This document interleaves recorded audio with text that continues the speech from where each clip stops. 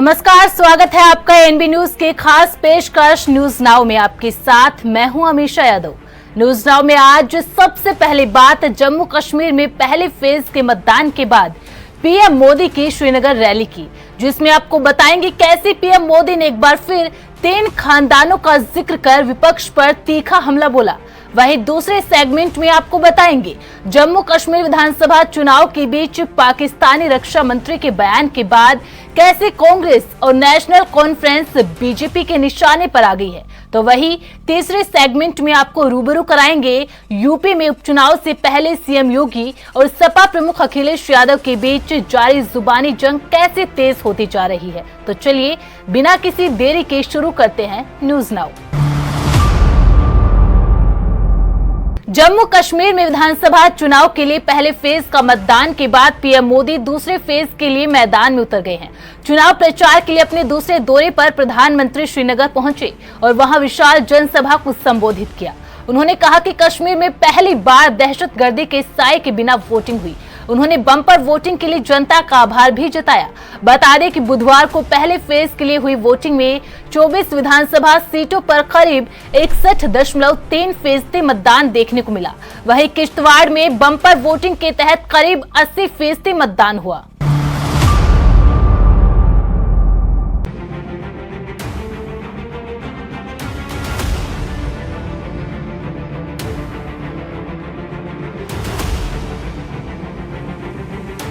तेज तरक्की का पैगाम लेकर आया हूं। जम्मू कश्मीर में चल रहे विधानसभा चुनाव के पहले फेज के एक दिन बाद यानी गुरुवार को प्रधानमंत्री नरेंद्र मोदी ने घाटी के श्रीनगर में मोर्चा संभाला। जनसभा को संबोधित करते हुए प्रधानमंत्री ने कहा, आज जवानों में जोश, बुजुर्गों की आंखों में शांति का संदेश और माताओं में उत्साही नया कश्मीर है। जम्मू कश्मीर की तेज तरक्की सबका उद्देश्य है। इसी पैगाम के साथ आपके बीच आया हूँ। क्या हाल चाल छो? आज इतनी बड़ी तादाद में आप आए हैं। नौजवानों का ये जुस्सा, बुजुर्गों के आंखों में शांति का संदेश और इतनी बड़ी मात्रा में माताएं बहनें, ये नया कश्मीर है। हम सबका मकसद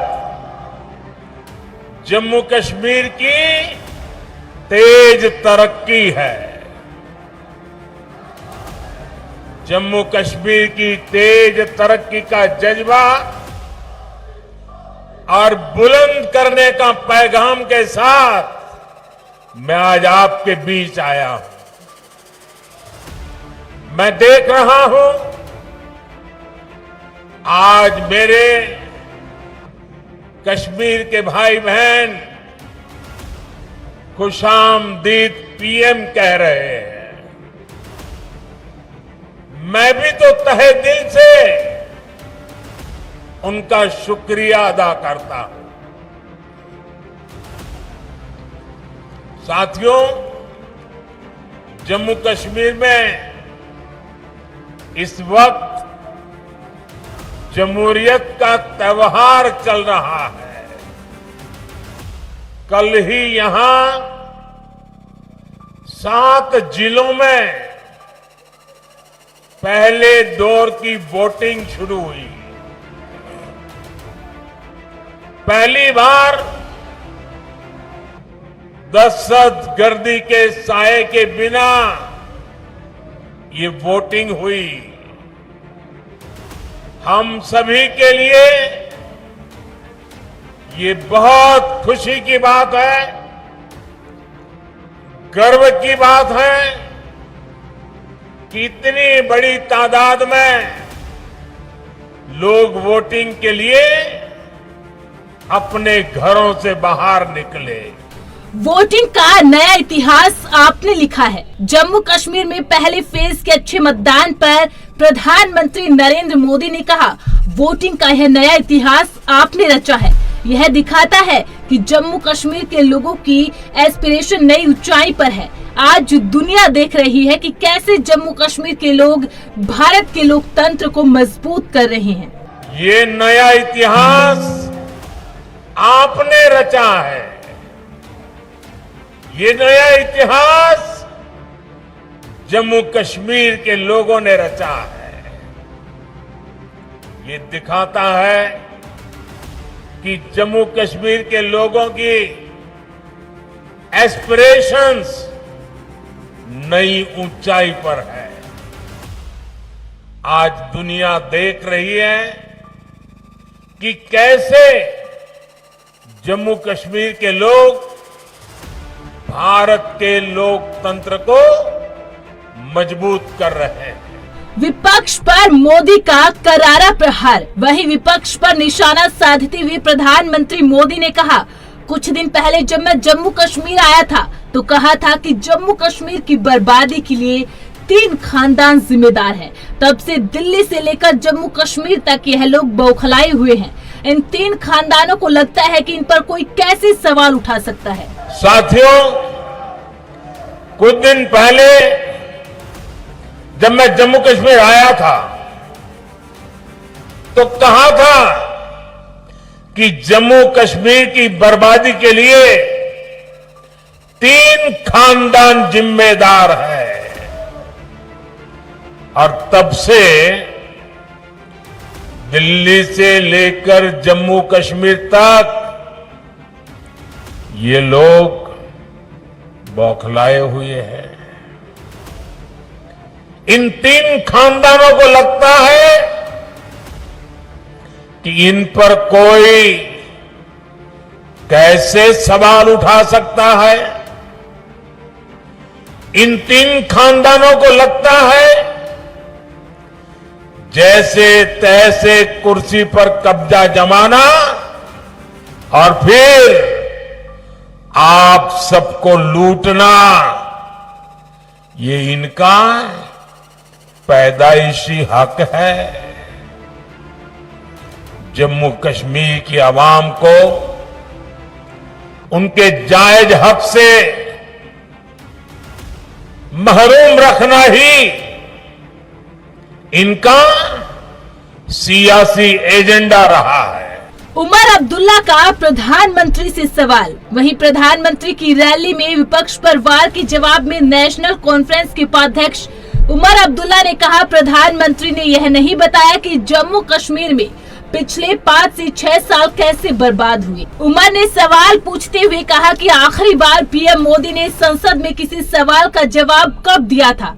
हम वो लोग हैं जो जीतने के बाद सभी सवालों के जवाब देते हैं, हम कहीं छिपते नहीं हैं। बीजेपी वालों से हम और उम्मीद क्या कर सकते हैं? बीजेपी इसके हवाले और बात क्या कर सकती है? क्योंकि बीजेपी के पास पिछले 5 साल का और कुछ बताने के लिए है नहीं, दिखाने के लिए है नहीं।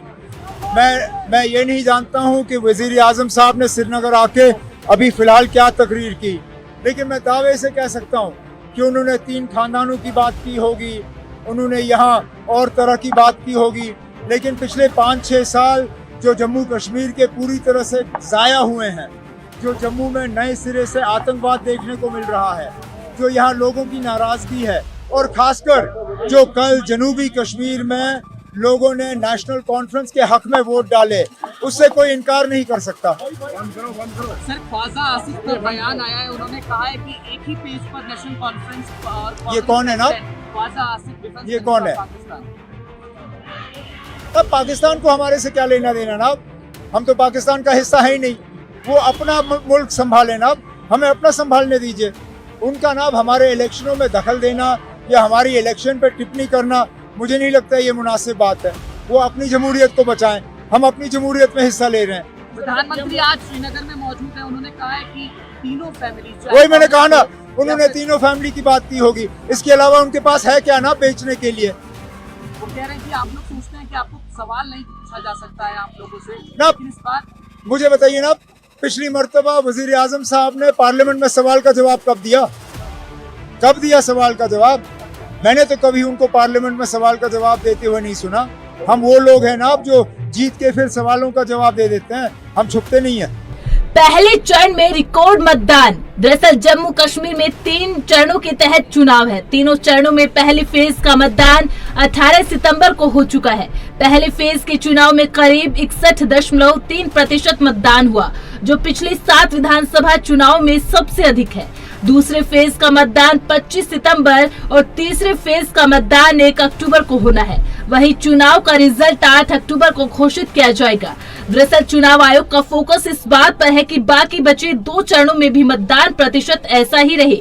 वहीं राजनीतिक दल भी चाहते हैं कि ज्यादा से ज्यादा वोटर उनके पक्ष में वोट डालें। बता दें कि 2019 में केंद्र शासित प्रदेश बने जम्मू कश्मीर में करीब 10 साल बाद चुनाव हो रहे हैं। जम्मू कश्मीर विधानसभा चुनाव में एक बार फिर आर्टिकल 370 के मुद्दे पर सियासत गर्म है। पड़ोसी मुल्क पाकिस्तान की जम्मू कश्मीर में चल रहे विधानसभा चुनाव पर पैनी नजर है। इसी के चलते पाक के रक्षा मंत्री ख्वाजा आसिफ के आर्टिकल 370 और 35A पर कांग्रेस और एनसी को समर्थन ने आग में भी घी डालने का काम कर दिया। केंद्रीय गृह मंत्री अमित शाह ने कांग्रेस और नेशनल कॉन्फ्रेंस पर निशाना साधा। गृह मंत्री ने कहा, पाकिस्तान के रक्षा मंत्री का आर्टिकल 370 और 35A पर कांग्रेस और एनसी के समर्थन की बात ने एक बार फिर कांग्रेस को एक्सपोज कर दिया है। वहीं इस मामले पर उमर अब्दुल्ला ने भी बीजेपी पर पलटवार किया है।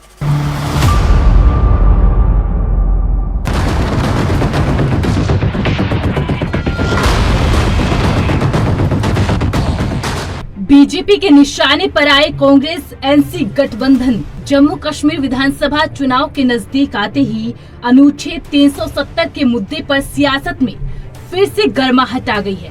पाकिस्तान के रक्षा मंत्री ख्वाजा आसिफ के हालिया बयान ने कांग्रेस और नेशनल कॉन्फ्रेंस को बीजेपी के निशाने पर ला दिया। केंद्रीय गृह मंत्री अमित शाह ने ख्वाजा आसिफ के इस बयान को लेकर कांग्रेस पर गंभीर आरोप लगाए, जिससे राजनीतिक तापमान और बढ़ गया है। अमित शाह का ट्विटर हमला। देश के गृह मंत्री अमित शाह ने पाकिस्तान के रक्षा मंत्री ख्वाजा आसिफ के हालिया बयान पर एक्स पर एक पोस्ट साझा की, जिसमें उन्होंने कहा, पाकिस्तान के रक्षा मंत्री का आर्टिकल 370 और 35A पर कांग्रेस और जेकेएनसी के समर्थन की बात ने एक बार फिर कांग्रेस को एक्सपोज कर दिया। इस बयान ने पुनः स्पष्ट कर दिया कि कांग्रेस और पाकिस्तान के इरादे भी एक है और एजेंडा भी। पिछले कुछ वर्षों से राहुल गांधी देशवासियों की भावनाओं को आहत करते हुए हर एक भारत विरोधी ताकतों के साथ खड़े रहे। एयर स्ट्राइक और सर्जिकल स्ट्राइक के सबूत मांगने हो या भारतीय सेना के बारे में आपत्तिजनक बातें करना हो, राहुल गांधी की कांग्रेस पार्टी और पाकिस्तान के सुर हमेशा एक रहे और कांग्रेस का हाथ हमेशा देश विरोधी शक्तियों के साथ रहा। लेकिन कांग्रेस पार्टी और पाकिस्तान यह भूल जाते हैं कि केंद्र में मोदी सरकार है, इसलिए कश्मीर में ना तो आर्टिकल 370 वापस आने वाला है और ना ही आतंकवाद। बीजेपी का कांग्रेस से सवाल। वहीं इस मुद्दे पर बीजेपी भी कहां चुप रहने वाली थी।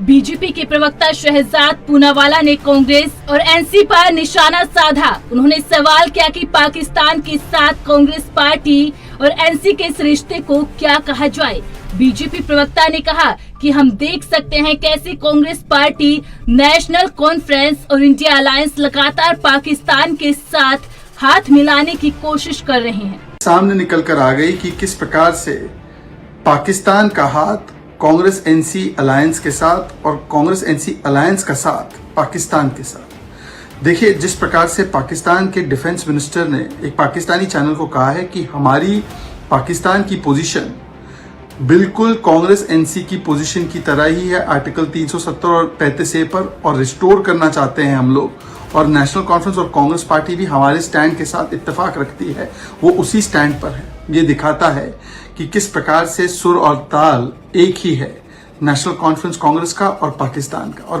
पहला ऐसा मुद्दा नहीं है, चाहे वो सर्जिकल स्ट्राइक हो, चाहे वो बालाकोट एयर स्ट्राइक हो, चाहे वो पुलवामा हो, चाहे वो 26/11 का दोष पाकिस्तान से हटाकर भारत और हिंदुओं पर डालना हो, बार बार सुर से सुर मिलाए जाते हैं। राहुल गांधी के तो ऐसे सुर मिले 370 पर कि सीधा उनके डॉसियर पर छपे हो। तो सवाल ये बनता है कि एक व्यक्ति का, एक पार्टी का विरोध करते करते आप पाकिस्तान के साथ खड़े हो जाएंगे, पाकिस्तान को अंतर्राष्ट्रीय मंच पर आप मौका देंगे ये बोलने का, और भारत की अंदरूनी आंतरिक मामलों में हस्तक्षेप ये भी पाकिस्तान के द्वारा करने के लिए आप इतने उतावले क्यों हैं? पहले आप इल्हान ओमार से मिल लेते हैं जो पाकिस्तान के स्टैंड को सपोर्ट करती है जम्मू कश्मीर पर। फिर हम देखते हैं कि किस प्रकार से आप भड़काऊ बयान देते हैं सिखों के विषय में। अब सीधे सीधे पाकिस्तान के पोजीशन को एंडोर्स करने वाली पोजीशन आप चुनाव में लेते हैं। राहुल जी, आप तो कहते हैं एक संविधान होना चाहिए, भारत जोड़ो होना चाहिए, पर 370 लागू करना मतलब 2 संविधान, मतलब बाबा साहेब आम्बेडकर जी का संविधान लागू नहीं होगा। आप आरक्षण की बात करते हैं, 370-35 से हटने के बाद आरक्षण का जो लाभ है वो वहां के वाल्मीकि गुजर समाज को मिला, पर आप वो छीनने की बात करते हैं जब 370 फिर से लागू करने की बात करते हैं। और बार बार पाकिस्तान के सुर में सुर मिलाने की जो पुरानी आदत बन चुकी है। हमने देखा है कि किस प्रकार से कांग्रेस के कुछ नेता तो पाकिस्तान भी गए थे कि मोदी को हटाना है, आइए समर्थन दीजिए, चाहे वो मणिशंकर अय्यर हो। हमने देखा है कि शशि थरूर जैसे नेताओं ने भी इस प्रकार की पैरवी की थी, जो पाकिस्तान में जाकर भारत के बारे में या पाकिस्तान के मंचों पर भारत के बारे में बुराइयां करते हैं। पाक रक्षा मंत्री के बयान पर क्या बोली नेशनल कॉन्फ्रेंस? वहीं जो फारूक अब्दुल्ला से पाकिस्तानी रक्षा मंत्री के बयान को लेकर सवाल किया तो उन्होंने कहा, पाकिस्तान क्या कहता है मुझे पता नहीं, मैं पाकिस्तान का तो हूँ नहीं। वहीं उन्होंने फिर दोहराया कि एक दिन आर्टिकल 370 जरूर वापस आएगा, इसके लिए कोर्ट जाना पड़ेगा। वहीं इस मामले पर उमर अब्दुल्ला ने बीजेपी पर ही आरोप लगा दिया। उन्होंने कहा, बीजेपी की आदत है, वो यही सब करती रहती है। भैया, पाकिस्तान क्या कहता है मुझे क्या पता है, मैं पाकिस्तानी तो हूँ नहीं, मैं भारत का एक बाशिंदा हूँ। हम लोग सारा गठबंधन जो है अपोजिशन का, हम लेके रहेंगे स्टेटहुड, ये याद रखिएगा। इनका वादा भी है कि हम स्टेटहुड देंगे। 370 को वक्त लगेगा, वो कोर्ट्स में जाना पड़ेगा, हर जगह जाना पड़ेगा, आएगा एक दिन। आएगा। बीजेपी वालों से हम और उम्मीद क्या कर सकते हैं? बीजेपी इसके हवाले और बात क्या कर सकती है? क्योंकि बीजेपी के पास पिछले 5 साल का और कुछ बताने के लिए है नहीं, दिखाने के लिए है नहीं। मैं ये नहीं जानता हूं कि वज़ीर आज़म साहब ने श्रीनगर आके अभी फ़िलहाल क्या तकरीर की, लेकिन मैं दावे से कह सकता हूं कि उन्होंने 3 खानदानों की बात की होगी, उन्होंने यहाँ और तरह की बात की होगी, लेकिन पिछले 5-6 साल जो जम्मू कश्मीर के पूरी तरह से ज़ाया हुए हैं, जो जम्मू में नए सिरे से आतंकवाद देखने को मिल रहा है, जो यहाँ लोगों की नाराज़गी है, और ख़ासकर जो कल जनूबी कश्मीर में लोगों ने नेशनल कॉन्फ्रेंस के हक में वोट डाले, उससे कोई इनकार नहीं कर सकता। सर, ख्वाजा आसिफ का बयान आया है, उन्होंने कहा है कि एक ही पेज पर नेशनल कॉन्फ्रेंस और ये कौन है ना? ख्वाजा आसिफ, डिफेंस ये कौन है? पाकिस्तान। अब पाकिस्तान को हमारे से क्या लेना देना ना? हम तो पाकिस्तान का हिस्सा है ही नहीं। वो अपना मुल्क संभाले ना, हमें अपना संभालने दीजिए। उनका ना हमारे इलेक्शनों में दखल देना या हमारी इलेक्शन पे टिप्पणी करना, मुझे नहीं लगता ये मुनासिब बात है। वो अपनी जमहूरियत को बचाएं, हम अपनी जमहूरियत में हिस्सा ले रहे हैं। दरअसल पाकिस्तान के रक्षा मंत्री ख्वाजा आसिफ ने जम्मू कश्मीर में विधानसभा चुनाव के बीच कांग्रेस और नेशनल कॉन्फ्रेंस गठबंधन के रुख का समर्थन किया। उन्होंने कहा, धारा 370 पर पाकिस्तान की सोच कांग्रेस और नेशनल कॉन्फ्रेंस जैसी ही है। बता दें, जम्मू कश्मीर में हो रहे विधानसभा चुनाव के दौरान कांग्रेस के मैनिफेस्टो में कहीं भी 370 और 35A की बहाली की मांग नहीं है। कांग्रेस अभी सिर्फ जम्मू कश्मीर को पूर्ण राज्य का दर्जा देने की मांग कर रही है। वहीं दूसरी ओर कांग्रेस की सहयोगी नेशनल कॉन्फ्रेंस पार्टी 370 और 35A की बहाली के लिए जोर शोर से आवाज उठा रही है। वहीं बीजेपी पाक के मंत्री के बयान को चुनावी मुद्दा बनाते दिखाई दे रही है और इससे कांग्रेस पर सवाल उठा रही है। उत्तर प्रदेश के मुख्यमंत्री योगी आदित्यनाथ वैसे तो विकास परियोजनाओं के लोकार्पण के लिए अयोध्या पहुंचे थे, लेकिन यहां उन्होंने मंच से बिना नाम लेते हुए सपा प्रमुख अखिलेश यादव पर तीखा प्रहार किया। दरअसल बीते दिनों अखिलेश ने सीएम योगी पर परोक्ष रूप से हमला बोलते हुए कहा था, मठाधीश और माफिया में कोई फर्क नहीं होता। अखिलेश के इस बयान के बाद सियासी गलियारों में हड़कंप मच गया था। अब सीएम योगी ने भी परोक्ष रूप से अखिलेश को निशाने पर लिया है। वहीं अखिलेश यादव ने फिर अपने बयान को सही ठहराया है। समाजवादी पार्टी सबसे बड़ी माफिया। उत्तर प्रदेश की राजनीति में इस समय माफिया सरगना बनाम मठाधीश मुख्यमंत्री पर वार पलटवार लगातार जारी है। सीएम योगी आदित्यनाथ और सपा अध्यक्ष अखिलेश यादव के बीच तीखी जुबानी जंग काफी समय से चल रही है। रामनगरी अयोध्या के मिल्कीपुर पहुंचे मुख्यमंत्री योगी आदित्यनाथ ने गुरुवार को समाजवादी पार्टी पर बड़ा हमला बोला। सपा मुखिया अखिलेश यादव के माफिया और मठाधीश वाले बयान को साधु संतों का अपमान बताते हुए मुख्यमंत्री ने कहा कि समाजवादी पार्टी सबसे बड़ी माफिया है। ये नई अयोध्या विकास के लिए नहीं, अब देश की पहली सोलर सिटी भी बन रही है। सोलर सिटी, भगवान सूर्य की रोशनी से यहाँ की लाइट जगमगाएगी। एक नई अयोध्या, सूर्य वंश की राजधानी, आज बहनों और भाइयों सोलर सिटी के रूप में देश की पहली सोलर सिटी हमारी अयोध्या बन रही है। तो ये समाजवादी पार्टी के लोग जो अंधेरे में रहने के आदी हैं, ये कैसे इसको स्वीकार कर सकते हैं?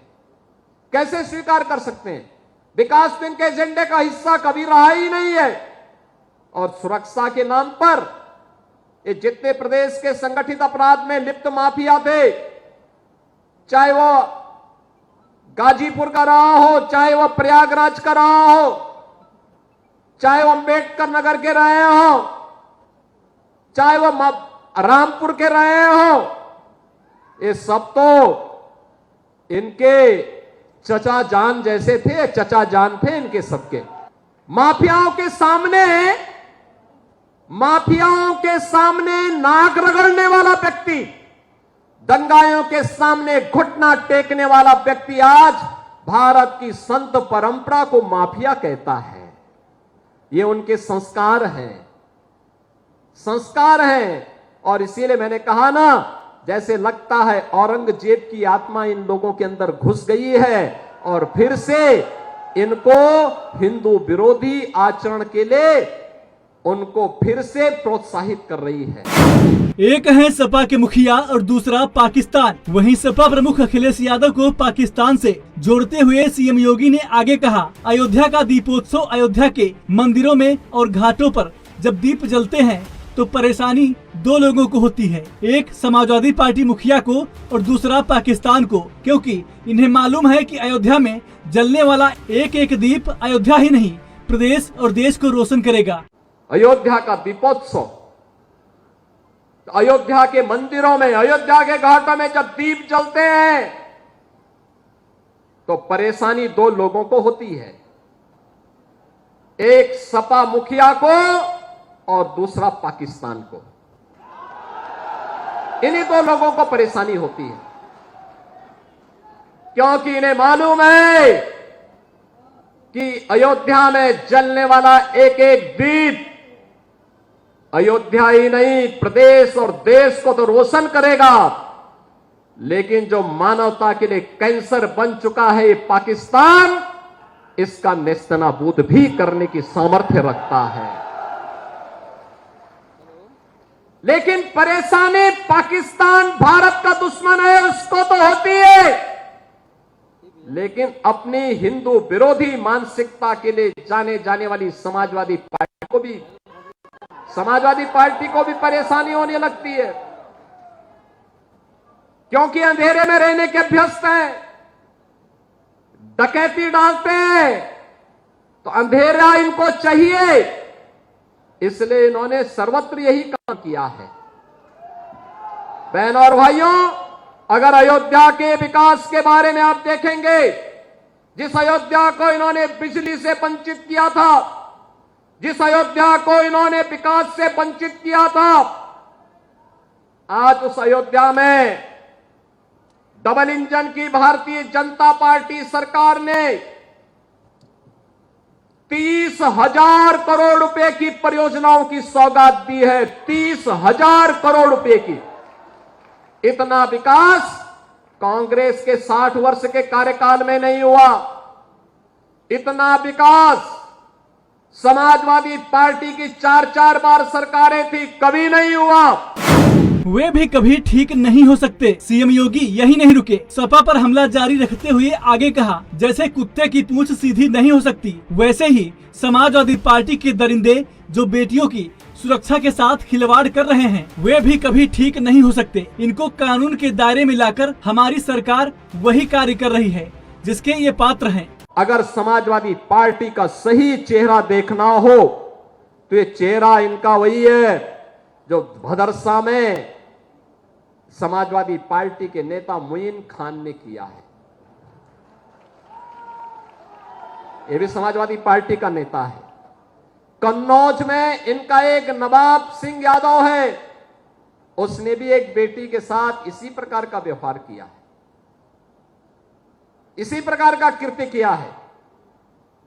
अभी आप देख रहे होंगे भदोई में भी इनका एक विधायक, भदोई का कारनामा भी इनका देखिए।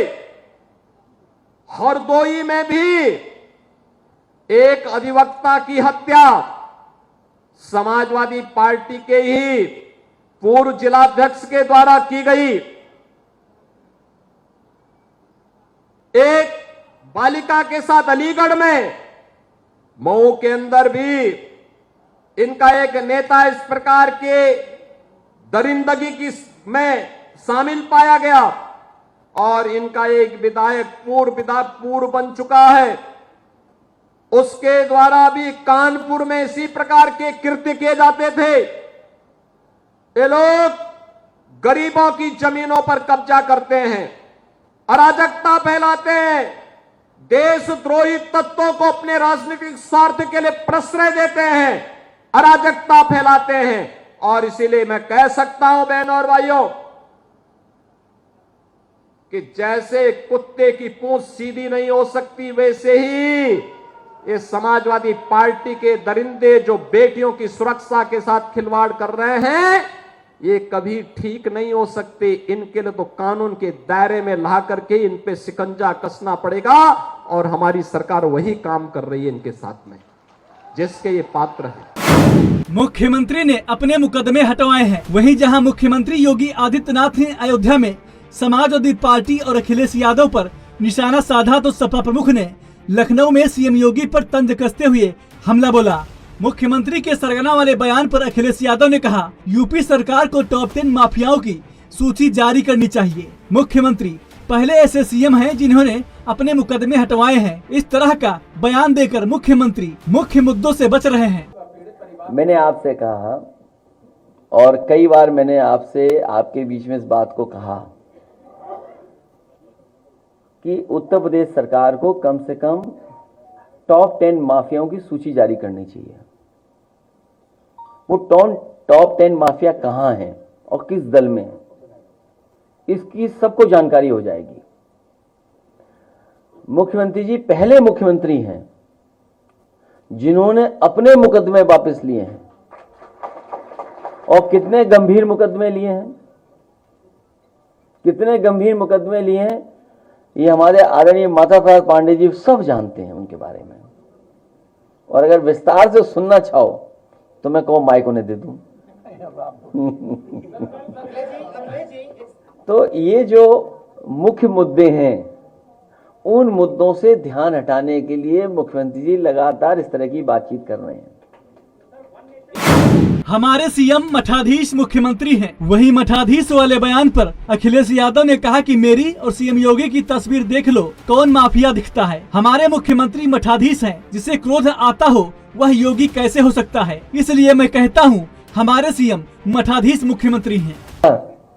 कि जो क्रोध करेगा वो योगी नहीं हो सकता, इसलिए मठाधीश मुख्यमंत्री हैं ये। और सोचिए गोदी में बच्चे को लिया उन्होंने, सोचिए आप, और बच्चों की मदद नहीं कर रहे।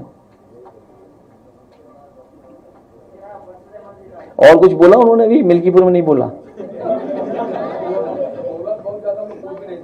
क्या क्या बोल दिया, पूछिए पूछिए।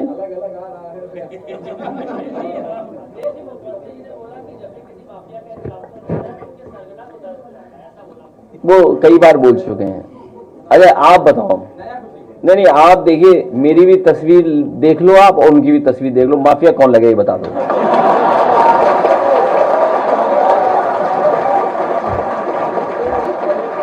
हैं?